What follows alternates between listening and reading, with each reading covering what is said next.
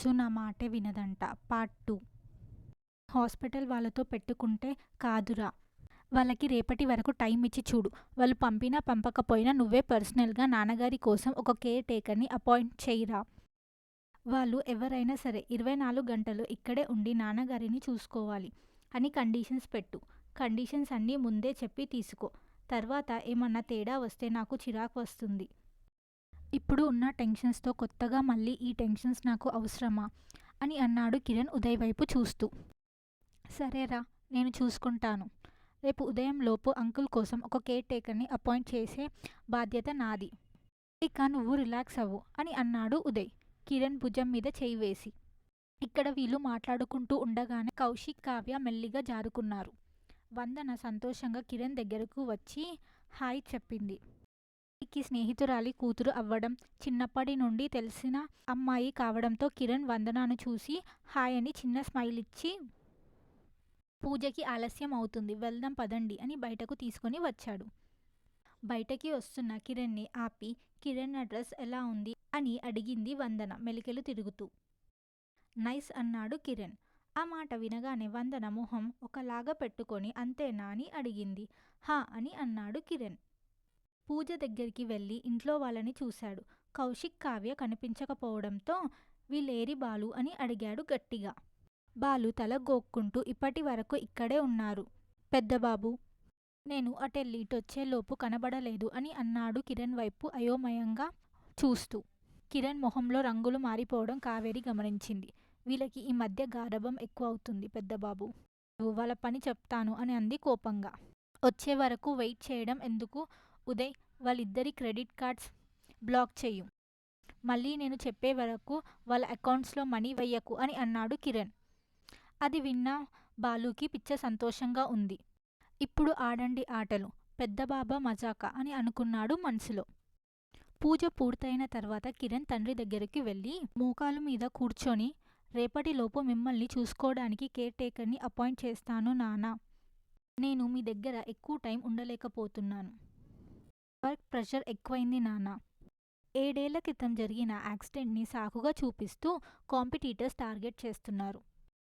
వాళ్ళని దాటుకుంటూ కంపెనీని రన్ చేయడానికి ఎక్కువ టైం ఆఫీస్లోనే స్పెండ్ చేయాల్సి వస్తుంది.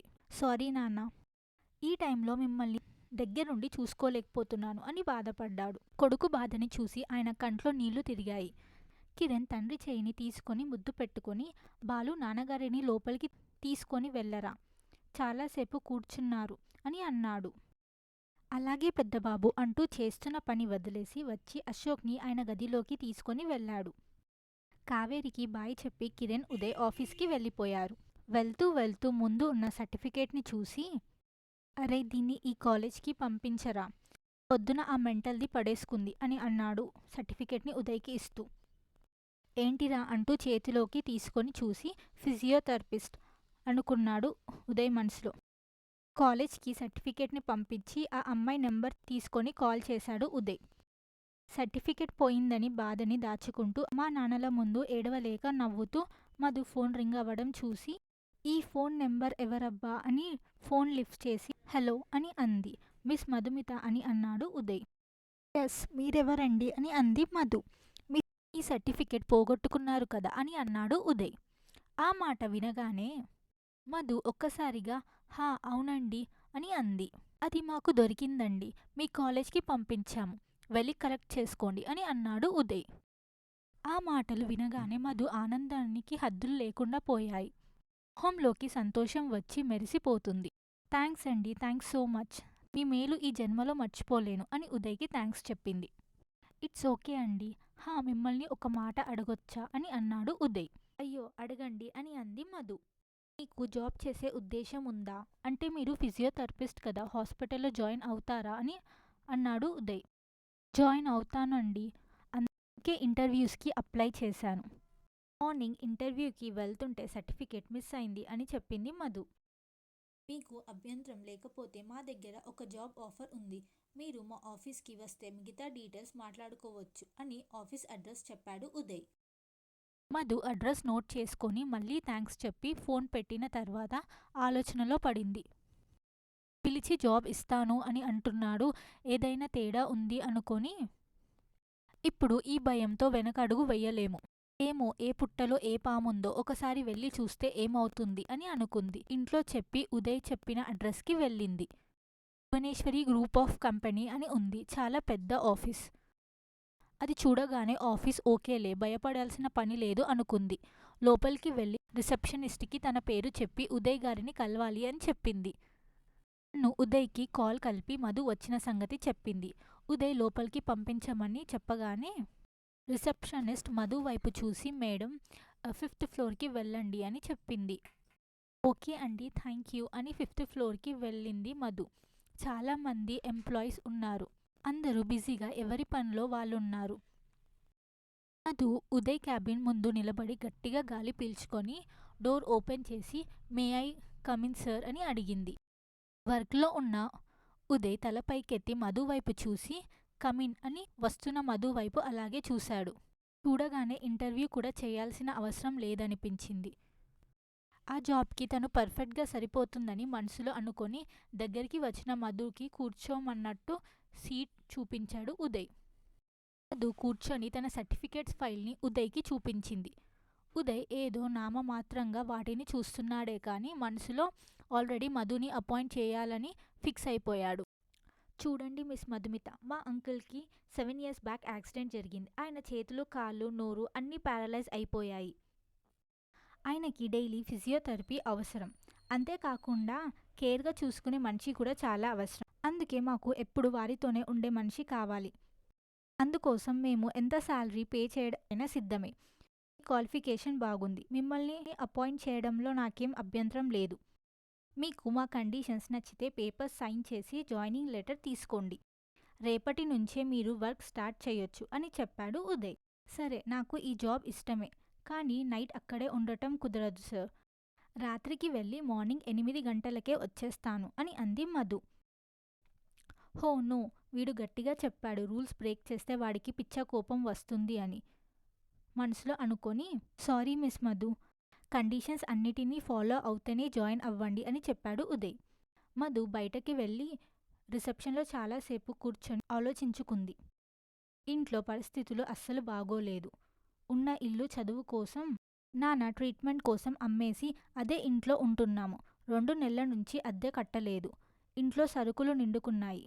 నాన్నని హాస్పిటల్కి తీసుకొని వెళ్ళాలి. ఇవన్నీ జరగాలి అంటే తనకి డబ్బు కావాలి. ఇలాంటి ఉద్యోగం అంటే ఇంట్లో ఒప్పుకోరు. కానీ ఏదో ఒకటి చెప్పి నచ్చ చెప్పాలి. ఇక్కడ జాబ్ చేస్తూ వేరే చోట కూడా అప్లై చేస్తాను. వేరే జాబ్ వస్తే ఈ జాబ్ మానేస్తాను అనుకుంది.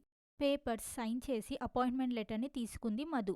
ఉదయ్తో మాట్లాడి అడ్వాన్స్గా కొంత శాలరీని ముందే తీసుకుంది. ఇంట్లో వాళ్ళని వేరే జాబ్ చూసుకునే వరకు ఈ జాబ్ చేస్తానని ఒప్పించాలి. పొద్దున్నే రెడీ అయి ఆఫీస్లో వాళ్ళు చెప్పిన అడ్రస్కి వెళ్ళింది మధు.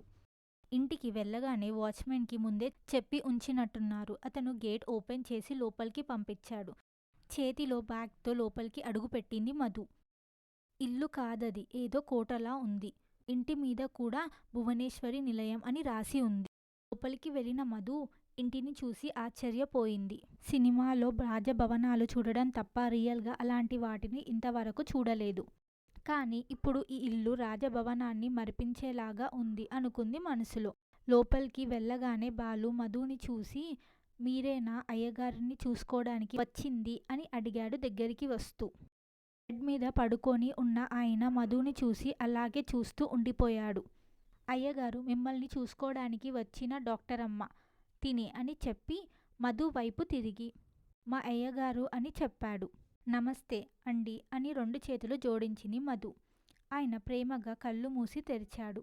మధు మెల్లగా ఆయన దగ్గరకు వెళ్ళి కాళ్ళు చేతులు పట్టుకొని చూసింది. ఆయన చేతిని తన చేతిలోకి తీసుకొని ఇలా పడుకొని బోర్ కొడుతుంది కదా, డోంట్ వరీ, మీరు త్వరలోనే లేచి తిరుగుతారు అని అంది. ఆ మాటలు విన్న బాలుకి మొదట మాటల్లోనే మధు మీద మంచి అభిప్రాయం ఏర్పడింది. దేవతలాగా ఉంది. ఈవిడని చూస్తుంటే మా అయ్యగారు మళ్ళీ లేచి తిరుగుతారు అనే నమ్మకం వచ్చేస్తుంది అనుకున్నాడు మనసులో. బాలు మధుకి రూమ్ చూపించాడు. మధు బ్యాగ్ లోపల పెట్టేసి మీ పేరు అని అడిగింది. నా పేరు బాలు అమ్మాయి గారు. మీకు ఏమైనా కావాలి అంటే బాలు అని ఒక కేక వేశారంటే సెకండ్లో మీ ముందు వాళ్తాను అన్నాడు. థ్యాంక్ యూ బాలు అని బయటకు వెళ్ళింది. కావేరి జగదాంబ మధుని పరిచయం చేసుకొని అశోక్ని లేచి తిరిగేలా చేయమని రిక్వెస్ట్ చేశారు. ఆయన తప్పకుండా లేచి తిరుగుతారు అని మాట ఇచ్చింది మధు. మధ్యాహ్నం అవుతుండగానే 2 కార్లు వచ్చి ఆగాయి. అందులో నుంచి దిగిన ఒక అమ్మాయి అబ్బాయి కోపంగా ఇంటికి వచ్చి చిందులు తొక్కడం చూసింది మధు. మమ్మీ, నీ ముద్దుల కొడుకు ఏం చేశాడో చూసావా? మా కార్డ్స్ అన్నీ బ్లాక్ చేశాడు. మాకు ఫ్రెండ్స్ ముందు ఎంత అవమానం జరిగిందో తెలుసా? అయినా మా మీద ఆయన బోడి పెత్తనం ఏంటి అని అరిచేశాడు కౌశిక్ కోపంగా. నోరుముయ్ అంటూ కౌశిక్ చెంప పగలగొట్టింది కావేరి. చెంప మీద చెయ్యి పెట్టుకొని అమ్మా అన్నాడు కౌశిక్. పెద్దబాబు ఏం చేసినా ఆలోచించే చేస్తాడు. ఈ ఇంట్లో పెద్దబాబు నిర్ణయమే ఫైనల్. కాదు కూడదు అంటే ఇలాగే పగులుతుంది. లోపలికి వెళ్ళండి అని అంది కావేరి. ఇద్దరు కావేరి వైపు తినేసేలా చూసి ఎదురుగా పైకి వెళ్ళిపోయారు. అది చూసిన మధుకి పెద్దబాబు అంటే ఎవరో తెలియకుండానే మనసులో ఒక రకమైన గౌరవం మొదలైంది. మొదటి రోజు అలా అలా గడిచి రాత్రి పడుకోవడానికి తన గదిలోకి వెళ్ళింది మధు.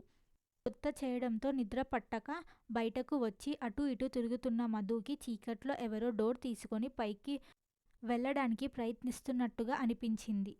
ఓ దొంగ సచ్చినోడు అని ఫ్లవర్ వాస్ తీసుకొని వెనక నుంచి తలపై కొట్టబోయింది. గమనించిన కిరణ్ ఒక్కసారిగా తప్పుకొని మధు చేయి గట్టిగా పట్టుకున్నాడు. ఒరేయ్ దొంగ వెధవ, చెయ్యి వదలరా అంటూ పెద్దగా అరవడంతో మధు నోరు గట్టిగా మూసి వదలనివ్వకుండా పట్టుకున్నాడు. అప్పటికే మధు కేకలకి మేలుక వచ్చిన బాలు వెళ్ళి లైట్ వేసి దొంగ ఎక్కడ ఎక్కడ అని అరుస్తూ అక్కడికి వచ్చి ఎదురుగా ఉన్న కిరణ్ని చూసి నోరు తెరిచాడు. మధు గింజుకొని కిరణ్ వైపు తిరిగింది. ఇద్దరు ఒకరినొకరు చూసుకున్నారు. కిరణ్ మధు నోటి మీద చెయ్యి తీసి ఒసే మెంటల్ నువ్వా అన్నాడు కోపంగా. ఎవరికి మెంటల్? ఒసే గిసే అన్నావంటే గుడ్లు పీకేస్తాను. అయినా పగలు కారులో తిరుగుతావు, రాత్రుల్లో ఇలా దొంగతనాలు చేయడానికి సిగ్గులేదా అని అంది మధు కోపంగా. ఆ మాటలు వినగానే బాలు గుడ్లు తేలేసి నోటిని కప్పలా తెరిచి 2 చేతులను నోటిమీద పెట్టుకున్నాడు. అంటూ కొట్టడానికి చెయ్యి ఎత్తి నిన్న నీకు మెంటలేమో అని కొంచెం అనుమానంగా ఉండే, కానీ ఇప్పుడు కన్ఫర్మ్ అయిపోయింది నీకు మెంటలే అని అన్నాడు కిరణ్ కోపంగా. ఇంకోసారి మెంటల్ అన్నావంటే ఫ్లవర్ వాస్ లేపింది మధు. కిరణ్ ఫ్లవర్ పట్టుకున్న చెయ్యిని గట్టిగా పట్టుకొని అంటానే నీకు మెంటలే అని బాలు వైపు చూసి ఇదేంటి ఇక్కడ అని అడిగాడు కోపంగా. బాలు నోటి మీద చెయ్యి తీసి పెద్దబాబు అది అది అని అయ్యగారిని చూసుకోవడానికి వచ్చారండి అని చెప్పాడు బిక్కమొహం వేసుకొని. వాట్? దీన్నే కార్ల కింద బస్ల కింద పడుకుంటుంది, 100 మంది చూడాలి, ఇది నాన్నగారిని ఏం చూసుకుంటుందిరా అన్నాడు కిరణ్ చిరాకుగా. ఇంకా ఉంది. మీకు ఈ వీడియో ఎలా అనిపించిందో కమెంట్ సెక్షన్లో చెప్పండి. మరి ఇలాంటి వీడియోస్ కోసం ఛానల్ని సబ్స్క్రైబ్ చేయడం మర్చిపోకండి. మరో కొత్త వీడియోతో మళ్ళీ కలుద్దాం. అంతవరకు బాయ్ బాయ్.